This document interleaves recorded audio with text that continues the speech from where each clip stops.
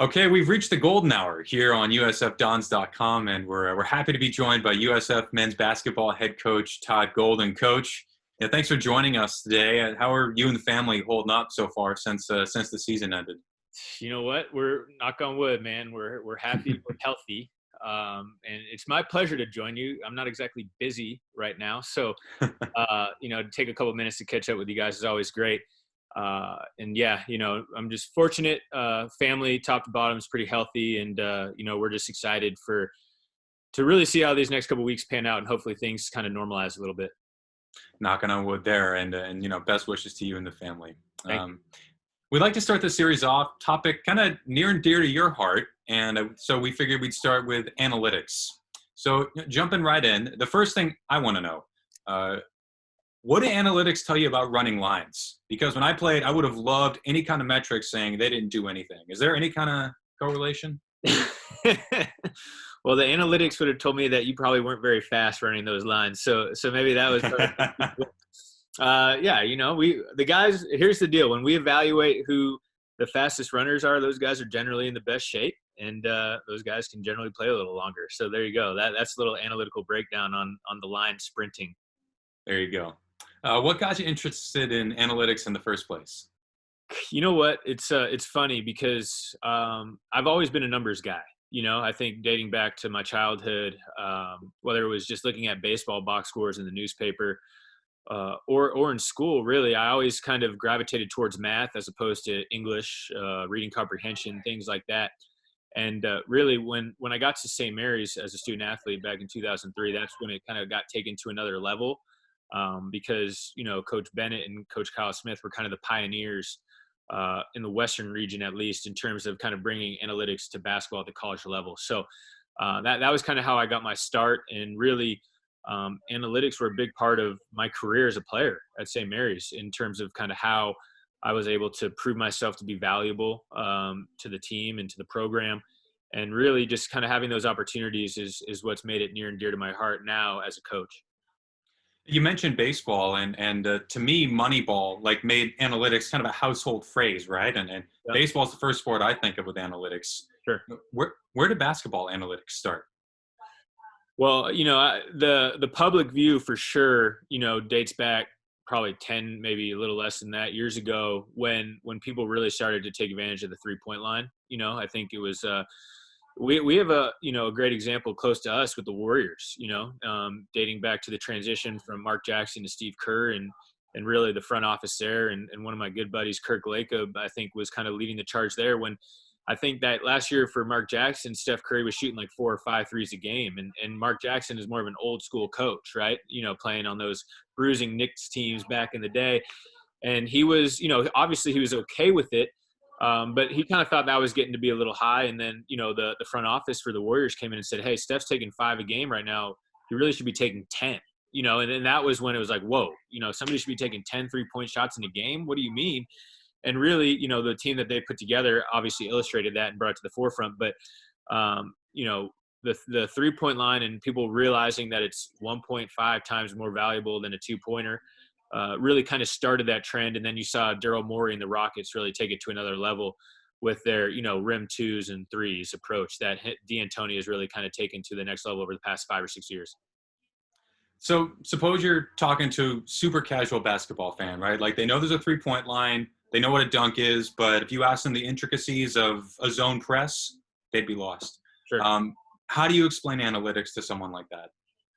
Yeah, well, so for us, in our program here at San Francisco, what we really try to use analytics in every portion of the program. And what I mean by that is, in-game strategy, player development, recruiting, scheduling, and the basic way to explain it is we really just try to cobble as much data as possible, as much information as possible, analyze it together as a staff, and then come to educated decisions and ideas from that. We're just trying to give ourselves as much information in the decision-making process as possible. And I think, in basketball where analytics kind of gets a bad rap is, people are like, oh, analytics has killed the mid-range. That's kind of where it's been for the past 5 to 10 years.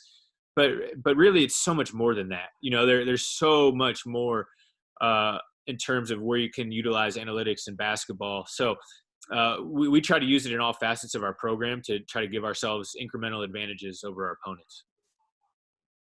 Yeah, I feel like I remember hearing about Charles Barkley having something to say about it a couple of years ago. What did he say, and how do you respond to that?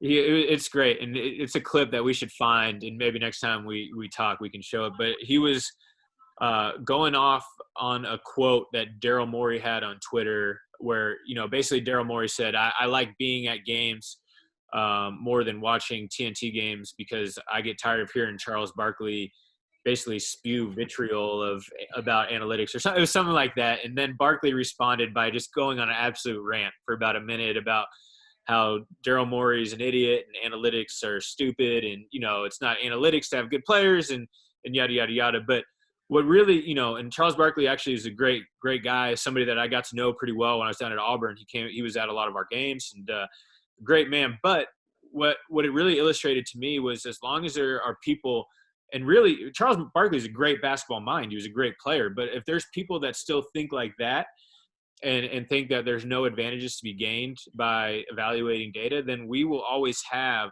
a lot of room to gain advantages because people aren't doing it. And so that's really when it kind of opened my eyes, like, wow, there's people that are still, top 50 players in the NBA who are still approaching it this way. We're going to always be able to find, different things to do as long as that approach remains the same. And what we tend to kind of run into within our program is other programs maybe understand it or realize that it's out there, but it's one thing to do that, but it's another thing to implement it. And that's one area where with Jason Greenfield and Jonathan Sapphire and all of our coaches, really, we're all open-minded to that. And I think that's something that will continue to give us different avenues to navigate as we continue to build our program. Yeah, I mean, you mentioned implementing it. What's the biggest precursor or the biggest step to take from realizing it's there to then putting it into action? Having the stones to do it, I mean, in reality, because, we do some things that, some coaches, again, it's one thing to talk about it in your conference room, on a Tuesday after practice when you're just scribbling on the whiteboard, but it's another thing, on a Saturday night when you're going up against BYU, in a tie ball game with 30 seconds to go, to be like, hey, I'm confident in this decision. I know it's the right thing. And even if it doesn't go the way we want it to go, I'm going to have to still stand by our decision confidently. Those are going from that Tuesday conversation in the conference room to that Saturday night, when the gym's full. Those are two completely different scenarios. So that's one thing that we really do try to pride ourselves on, is knowing, like, hey, even if this decision might, be criticized if it doesn't go the right way, we're going to make this decision 10 times out of 10, knowing that 6 times it's going to work, 4 times it might not, but we're going to be on the right end of it more often than not. So that's where, for us, we were fortunate enough to execute it properly a few times last year that really won us some games. And, that's why we will continue to do it, but really just being confident and knowing that you can't let the human element creep in at the last moment when you're questioning your decision. You got to stick with it. And then it's process over result. Certainly want to get to some of those examples in a minute. But I guess just from broader strokes, what are some of the ways that you can use analytics? You mentioned use it all over the place, right, in all phases. But take us through some of those examples, maybe when you're recruiting into the game. Take us through some of that. Sure.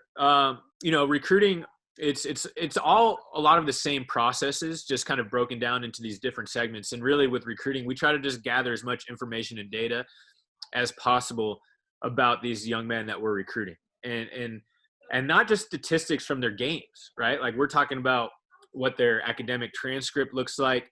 We're getting data from their counselors, from high school principals, from their high school coaches.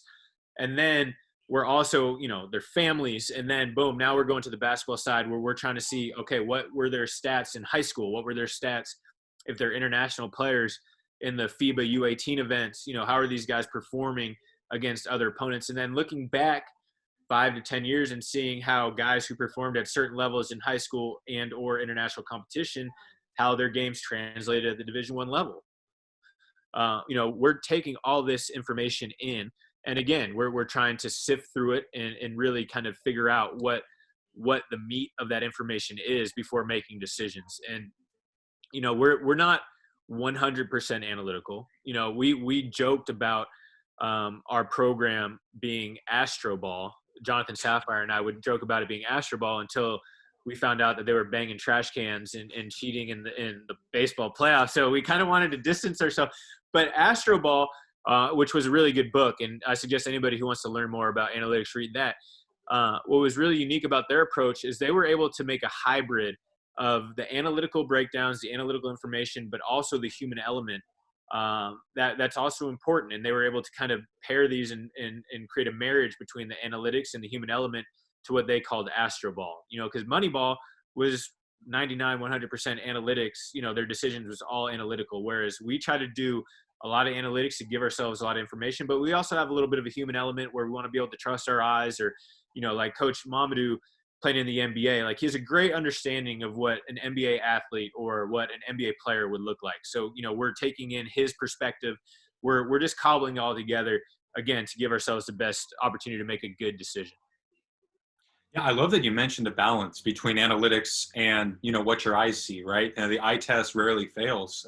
How do you balance that when you're in, you mentioned earlier, close game, big opponent, down to the wire? How do you balance that? Yeah, well, and like I said, I'm going to always, in those situations, I'm going to err on the analytical side simply because your human element in certain situations might pull you to what's more comfortable as opposed to what's the right decision. So for me in a game, I'm going to, and we have these things baked out quite a while in advance. We're trying to plan, hey, if we fall into this situation with 2 minutes to go in the game, or this situation with a minute to go, what are we going to try to do to give ourselves the best chance to be successful? We're working on these things long in advance. So when we get in the game, these decisions are relatively already made for us. We're not like, oh, okay, this is all right. I'm going to go this way. No, like we have a pretty good idea of what we want to do in those situations from the get-go.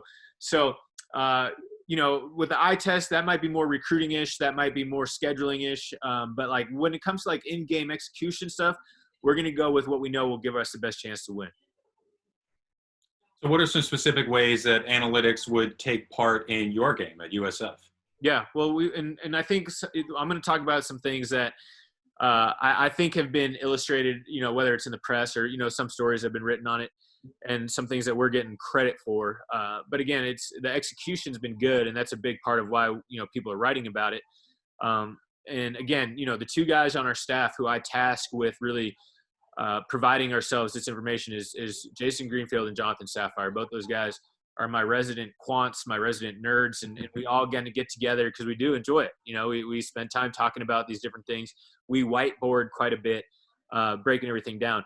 But one thing we did really well this year, in my estimation, was we really took advantage of the 2-for-1 opportunity, specifically at the end of halves, where other programs might not emphasize that. And again, it's a comfort thing. It's understanding that, getting 2 bad shots to your opponent's 1 is better. That's a better result than getting 1 great shot against their 1. You have to be able to understand how the math works on that. And, scenarios like the first game of the year against Princeton in the Chase Center, we did a really nice job in the last 45 to 47 seconds of that half of executing a 2-for-1 where we ended up scoring 4 points to their 0. We went from being up 4 with, 45 seconds left to up 8, or maybe it was up 2 to up 6. But we gave ourselves we hit a great opportunity going into halftime, gave ourselves a nice little run to build off of, and then we took off in the second half. And, other opportunities like the Harvard game, we executed the 2-for-1 well, but we didn't make the shots, or we didn't execute. So we ended up going into halftime 0-0 in the 2-for-1, but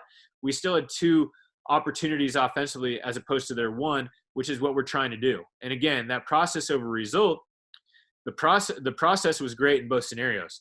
The result was great in the Princeton game, not so good in the Harvard game, right? But knowing that we executed it properly, and if we're able to do that over the course of 7 to 10 games or however many opportunities we might get, that we're going to be in better shape more often than we're not. So that was big.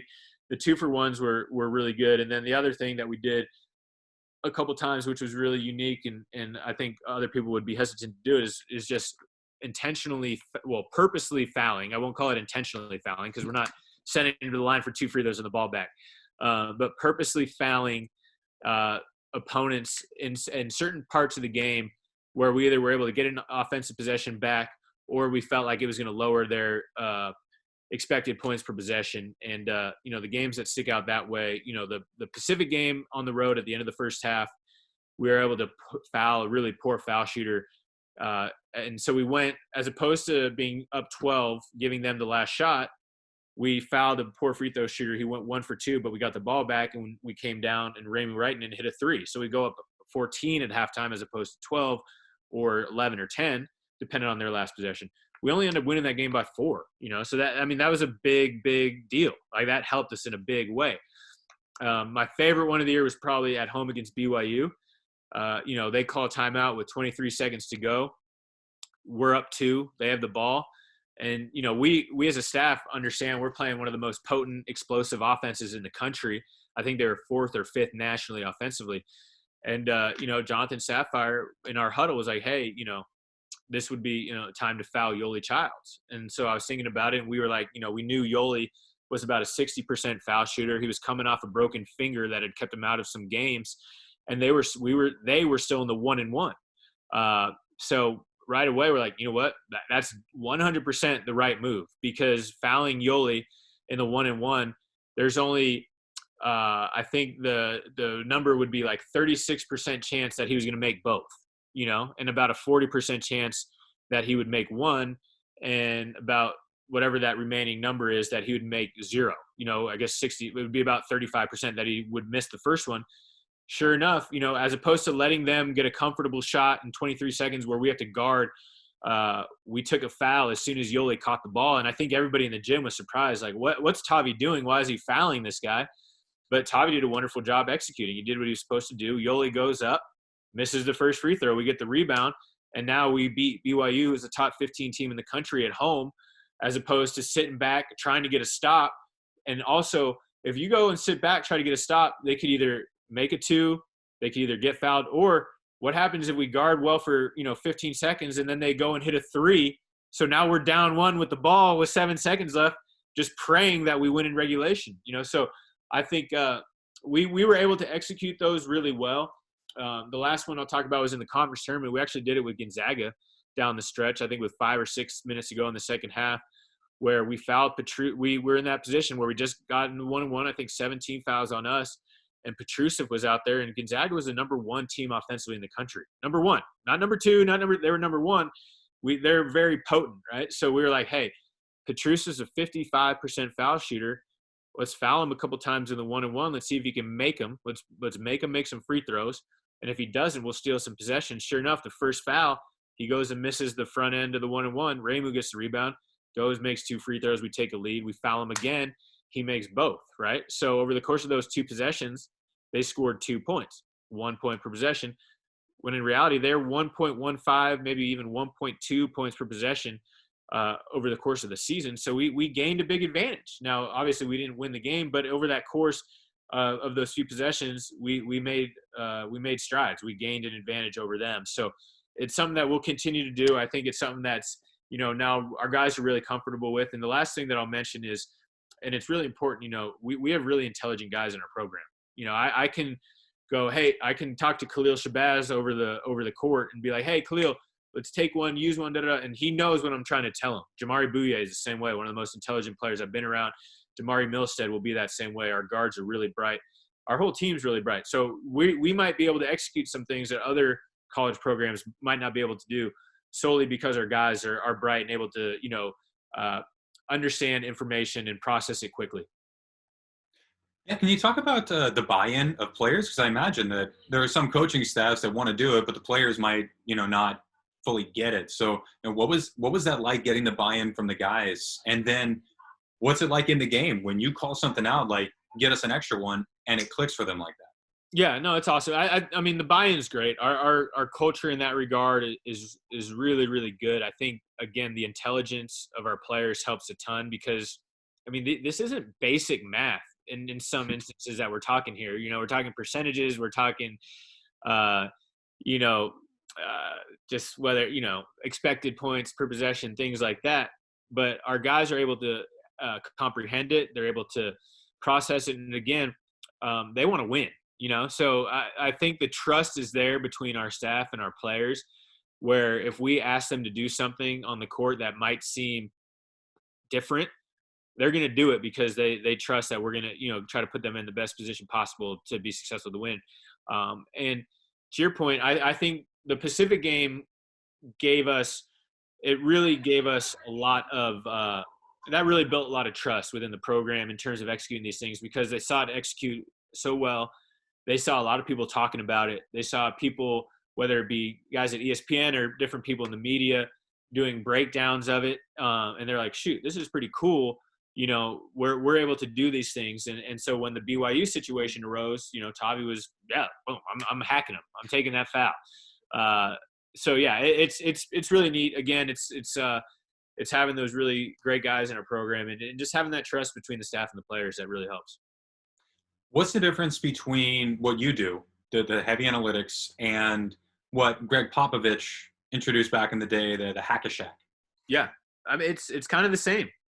It's the same idea, right? They were doing the HackaShaq because they realized that fouling Shaq was going to give them, or was going to be able to hold the Lakers to a lower points per possession than it would if they just let him play it out of normal possession. I'm sure Shaq was probably shooting under 50% at the time from the line, which, times that by 2. So he's averaging less than 1 point per possession. There's no way that those Lakers teams were averaging less than 1 point per possession.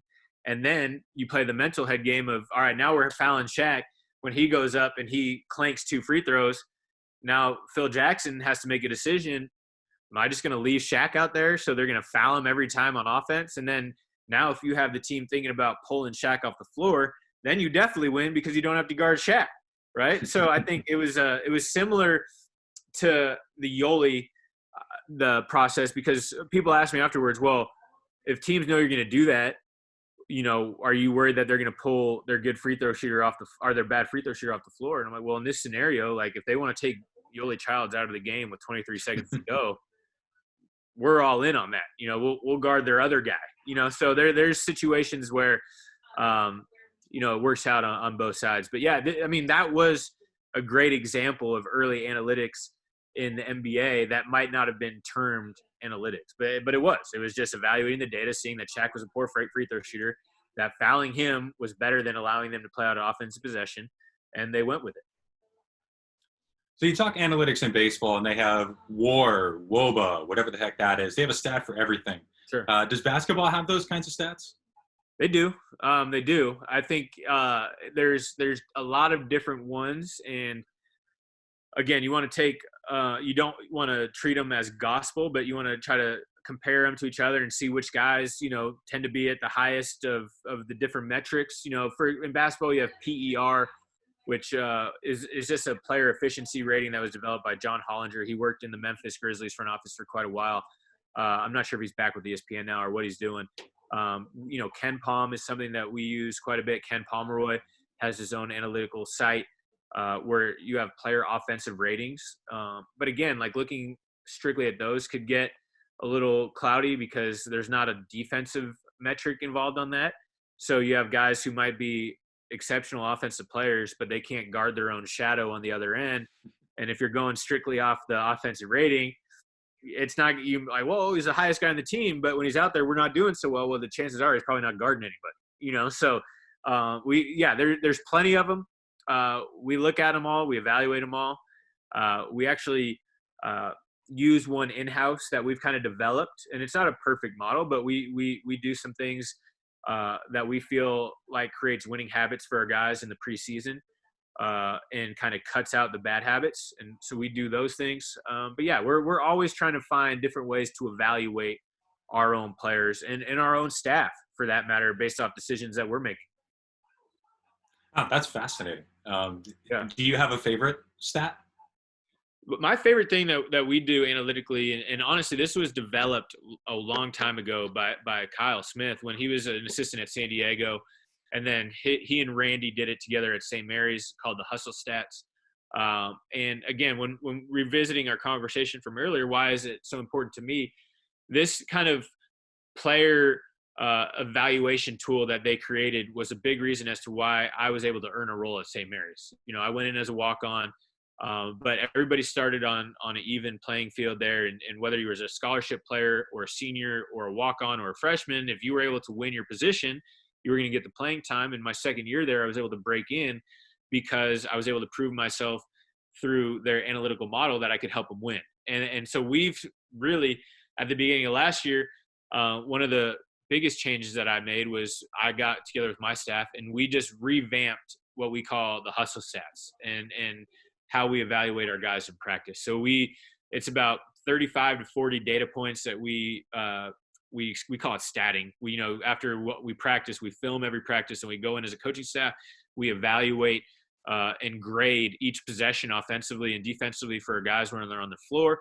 And what we're grading is winning plays and losing plays, really. Like, for example, blocking out. If you block out on rebounding, you get a positive point. If you miss a block out, you get a negative point. Again, just trying to create positive winning habits, trying to erase the negative losing habits.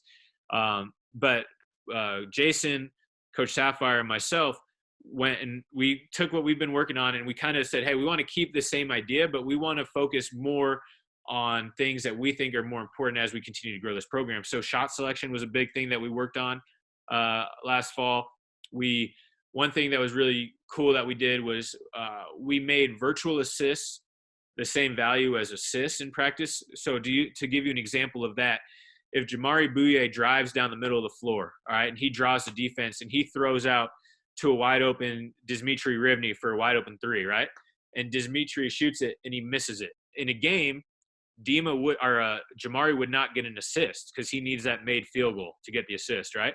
But the way we evaluate practice is if Jamari goes in there and makes that play to Dima where he draws the defense, makes the right play, puts the pass on the money to Dima, hits him in the shooting pocket, Dima gets an open three, that's a great shot for us. We want that shot every possession. If we can get it, we'll give Jamari a virtual assist if Dima misses a shot because we want JB to get confident, to feel great about making the winning play every time. And if JB can make that play and find a wide open three-point shooter every time, we're going to score a lot of points. So we gave him the same value for that play, regardless of whether the shot went in or not. And again, that's that process over result type mentality that we take in these scenarios. But, our hustle stats, again, I think it's the reason why we generally, knock on wood, tend to be a good rebounding team because we practice really good habits. I think it's why we take care of the ball pretty well because we really emphasize, good passing and ball handling in practice as well as limiting turnovers and poor decisions. And, it's, again, just trying to continue to make those incremental gains over the course of the season. Having those types of evaluation tools in practice is really good. And it's also good to talk to our guys about because we can pair that with the film from practice and say, hey, here are areas you need to improve, or, hey, here's where you're doing really, really well. Keep going, keep getting better, keep taking advantage of this, or, hey, we need you to work on this. And it's just a lot easier for our guys to understand it as opposed to looking at a spreadsheet when you pair it with the film and then they see those actions that they're doing on the floor and say, oh, okay, this makes a little more sense. When I drive and make that play, that's a really positive play that's helping us win games, as opposed to, hey, when I try to, sneak this pass in this tight window that turns into a turnover, like that risk isn't worth the reward in certain scenarios where there's an easier play that I might be able to get a virtual assist or something along those lines. Sure. So we talked a lot about how analytics kind of started in basketball and their current state, but as someone who is pretty heavily involved in them, where do you see them going in the near and the distant future? It's a great question.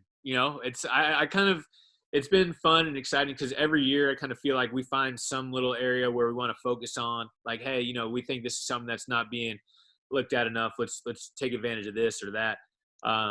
The college game generally is like 3 to 5 years behind the NBA, I feel like, in terms of style of play or in terms, and it's starting to get to the point where a lot of teams are shooting more threes, playing more small ball lineups, doing different things like that. And that opens the question and it opens the door of, hey, now in the college game, is there going to be more of a premium on playing bigger again or playing more 3-around-2 style basketball where teams aren't as worried about protecting the rim because they want to protect the 3-point line. So that we're going to try to get to the rim more. We're going to try to throw the ball inside more.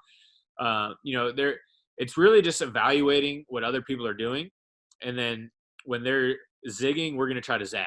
That's just really the way we kind of think about it. And we go over things with our guys all the time. And when I say our guys, our staff, about different things. And to be honest, like I'll throw ideas together with guys from the Warriors staff. Like they do a lot of stuff that we're interested in, and we're doing stuff that they're interested in, believe it or not, which is really cool and really unique. And to have two really forward-thinking organizations and programs so close to each other is awesome. And those guys are great guys, and they want our program to be good. And so it's just fun kind of seeing like, hey, I'll talk to some of my buddies over there and they'll be like, hey, this is something that we're looking at. Maybe you might want to look at it for your program and see if it's something that you could utilize. And honestly, it's one of the things that I talked about on a webinar a couple of weeks ago struck a chord with them. And they reached out to us about some data that we, built and or that we evaluated, and that, a data set that we built. And so that conversation is always going on.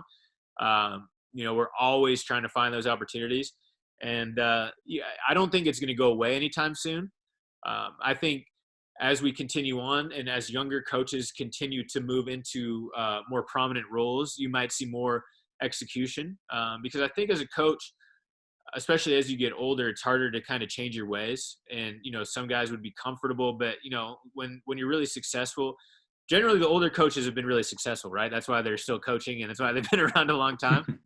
So they're not changing what they're doing all that much. And that's where, for me, I just hope that I can continue to be on the frontier of these different opportunities. And as long as, we're presented with these opportunities, we're going to try to take advantage of them.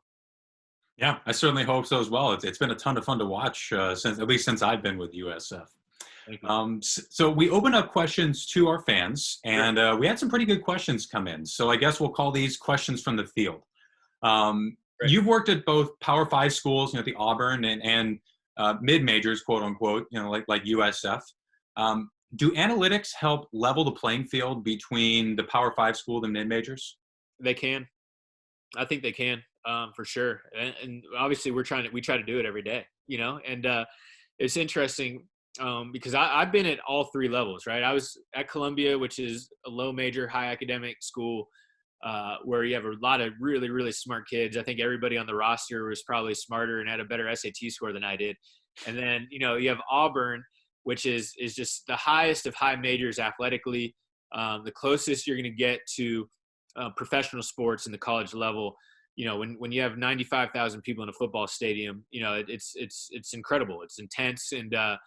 And that, that was a different experience where Bruce, to be honest, he was open to analytics. And to my point that we just talked about, he was open to it, but he wasn't like, hey, I really want to execute all these different things. And he was more like, hey, Todd, I'll let you run with some things. Like, let's talk about it. Try to get me to the point of understanding it, and we'll do it. And we did a lot of those things. And I think we were able to kind of dig up some undervalued recruits at Auburn, which were guys that played a lot on their Final Four team 2 years ago. But yeah, 100%. I think there's always areas that high majors might not be taking advantage of because they don't need to, I guess would be the best way to say it. Maybe their resources are such that it's just not on their radar. But yeah, I definitely think there's certain areas analytically where you can, close the gap, so to speak, from, the mid-major to the high major level. And I think we, knock on wood, we do a pretty good job of that a lot of times. Yeah. You actually started to answer the next question as well. That question came in, said, do different schools rely on analytics in different ways? For example, when you were at Auburn under Bruce Pearl, would you use a different metric for tracking a player compared to, say, now or when you were at Columbia? Yeah, so no, not really. And I think that's what I shouldn't say no. I would say it's it was just different because at Auburn we were more in the infant stages. I'm sure you can hear my dog here. I apologize. It was more of an infant stage where, again, Bruce was getting back into coaching. He hadn't been doing a ton of it at Tennessee, and so I was doing more of I don't want to call them lower level, but the more simple things that we had been doing at Columbia or we had been doing when I played at St. Mary's, things like that. But again, those were really valuable because it was going from really zero analytic input to some. But, come back working with Kyle at USF, he's a guy that I learned a lot of this stuff from. At USF, it was more about, all right, how can we continue to build? And over the last 12 months, when I took over. How are we going to continue? All right, we've done a good job. Now, boom, let's raise the bar even more. Here are some areas where we can really. So I would say it's more about how much you're going to implement as opposed to different types of implementation at the different levels. All right, last one from the field.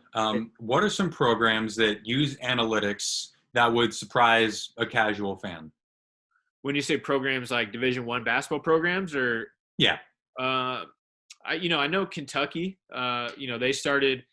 They hired an assistant a couple years ago named Joel Justice, who was a younger guy, and he came in, and I think Cal was starting to see how the NBA was going, right? And he's always trying to really, for lack of a better term, copycat what a lot of the NBA guys are doing, because that's his whole pitch in recruiting is like, hey, you're going to come here and you're going to be ready to go, but I think he was lagging a little bit on the analytical stuff. So he brought in this younger guy, Joel Justice, who at the time was only, I think, an intern or like a graduate assistant. And Joel did a really good job. He's now, he's not his top assistant, but he's a guy that's going to get a head coaching job here in a couple of years, because he helped Cal kind of catch up in that area. And I think most programs use some sort of analytics. Some might not know they're using it, though, is the funniest way to put it. I think one area that we talked about on the talk a couple weeks ago is we get stat sheets at halftime. Like Matt Fontenot will give us stat sheets as we're walking down the locker room, and we're looking at this data from the first half. I think every staff in the country does that. I would assume, it's everywhere I've been does it.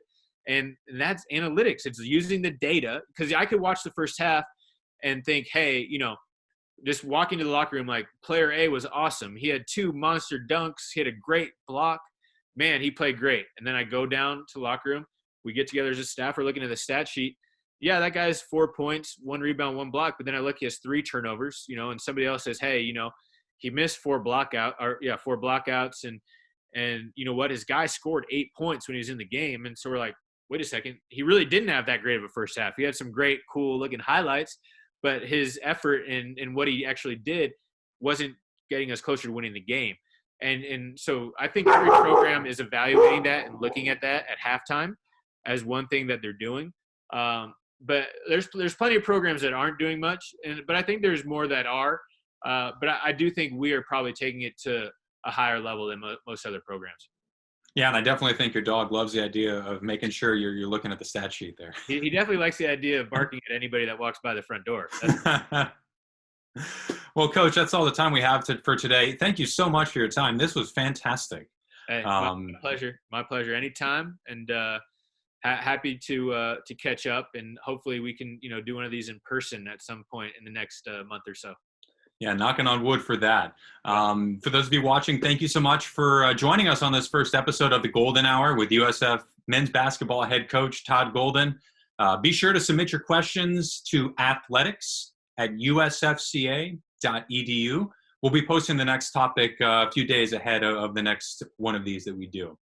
For Coach Golden, I'm Vinnie Longo. Thank you so much for joining us. Stay safe and stay well. Go Dons.